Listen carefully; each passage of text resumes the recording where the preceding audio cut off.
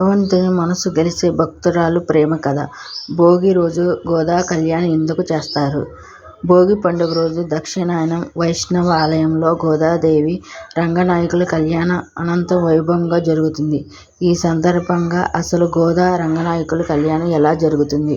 భోగి రోజు కళ్యాణం జరపడం అంతరార్థం ఏంటో అనే విషయాన్ని ఈ కథలో తెలుసుచిత్తుడు అనే ఆళ్వాడు అని తులసి వనంలో పసి పాపగా దొరికిన గోదాదేవి సాక్షాత్ ఆ భూదేవి అవతారం. చిన్న వయసు నుంచి శ్రీకృష్ణుడు తన భర్తగా భావించే ఆయన కోసం అల్లిన పూలమాలను ముందుగా తాను ధరించుట. ఇది చూసి కలవరపడిన విష్ణుచిత్తుడు గోదాదేవిని కోపించి స్వయంగా శ్రీ రంగనాయకుడు విష్ణుచిత్తుడికి స్వప్నంలో కనిపించి తనకు ఆవిడ వేసుకున్న మాలంటే తనకిష్టమని చెప్పాడు. గోదాదేవి వలసిందెవరిని? యుక్త వయసులో వచ్చిన గోదాదేవికి వివాహం చేయాలంది.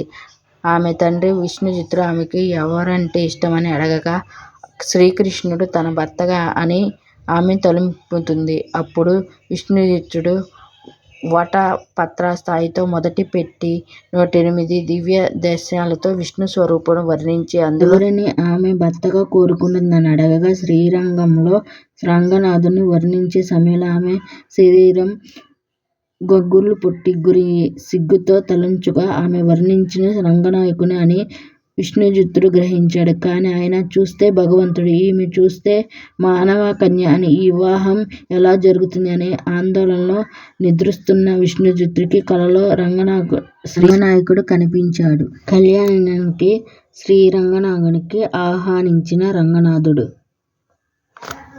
విష్ణుచిత్తుడు కలలో కనిపించి రంగనాథుడు విష్ణుచిత్తుడు గోదాదేవి తీసుకుని మేళతాళాలతో శ్రీరంగం వస్తే సాక్షాత్ పాండవ మహారాజు ఛత్రధ్వజ చామరాదులతో రత్నదాలుచుతో అలంకరించబడిన దంపతులు పులకించి స్వాగతించాడు. అక్కడ తాను గోదాదేవిని వివాహం చేసుకుంటానని చెప్పాడు.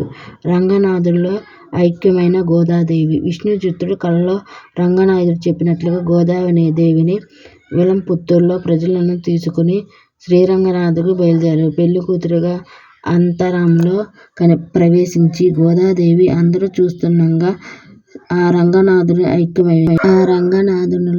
ఐక్యమైంది. ఇదంతా మకర సంక్రాంతికి ముందు రోజున భోగి నాడు జరిగింది.